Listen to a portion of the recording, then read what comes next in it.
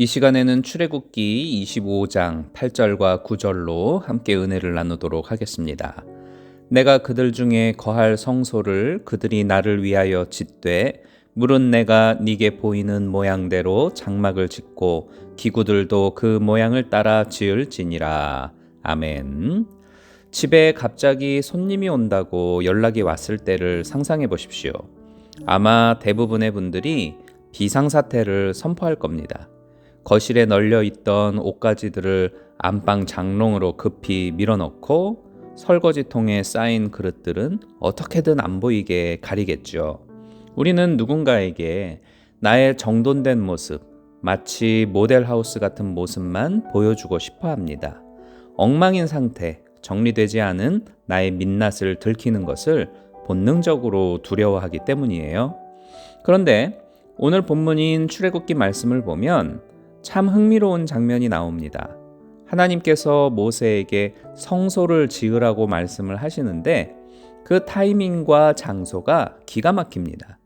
지금 이스라엘 백성들이 있는 곳은 젖과 꿀이 흐르는 가나안 땅이 아닙니다. 먼지 풀풀 날리고 물도 부족하고 내일 당장 어떻게 될지 모르는 불안한 광야 한복판입니다. 심지어 그들은 툭하면 불평하고 서로 다투던 말 그대로 삶이 전혀 정돈되지 않은 상태였어요. 그런데 하나님은 그 복잡하고 거친 광야 한가운데에 당신이 거할 집을 지으라고 말씀하십니다. 내가 너희 중에 거할 성소를 지으라, 이렇게 말씀을 하시죠.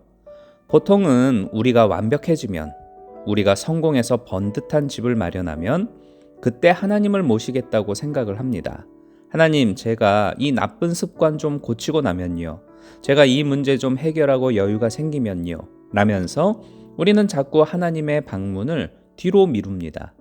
나의 초라하고 냄새나는 내면을 보여드리기 싫어서이지요. 하지만 하나님은 우리가 깨끗하게 청소를 끝낸 뒤에 오시는 손님이 아닙니다. 그분은 우리의 삶이 여전히 공사판 같고 여기저기 짐들이 널려 있는 그 혼란스러운 현장에 들어와 함께 살기를 원하십니다. 광야 같은 우리 인생의 한복판, 그 부족함 속으로 비집고 들어오셔서 우리의 이웃이 되고 가족이 되어주겠다는 선언입니다.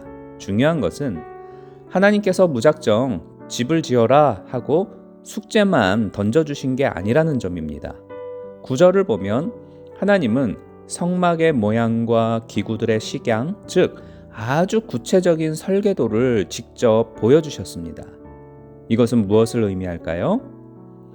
우리가 머리를 싸매고 고민해서 하나님 마음에 드는 집을 창작해낼 필요가 없다는 겁니다. 우리는 종종 신앙생활을 너무 어렵게 생각합니다. 내가 무언가 대단한 업적을 쌓아야 하나님이 기뻐하실 거라고 착각하고 내 힘으로 거룩해지려고 애쓰다가 지풀에 지쳐 쓰러지죠. 하지만 하나님은 우리에게 불가능한 미션을 주시는 분이 결코 아닙니다. 그저 하나님이 보여주신 설계도대로, 말씀해 주신 그 방법대로 하나씩 따라가기만 하면 되는 겁니다. 설계도가 있다는 것은 이미 답이 있다는 것이죠. 답이 있다는 것은 우리도 충분히 해낼 수 있다는 겁니다.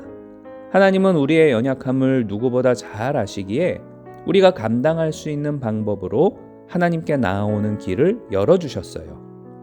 그러니 오늘 우리의 마음 상태가 조금 어지러워도 괜찮습니다. 삶이 광야처럼 팍팍하고 정리되지 않았어도 기죽지 마세요.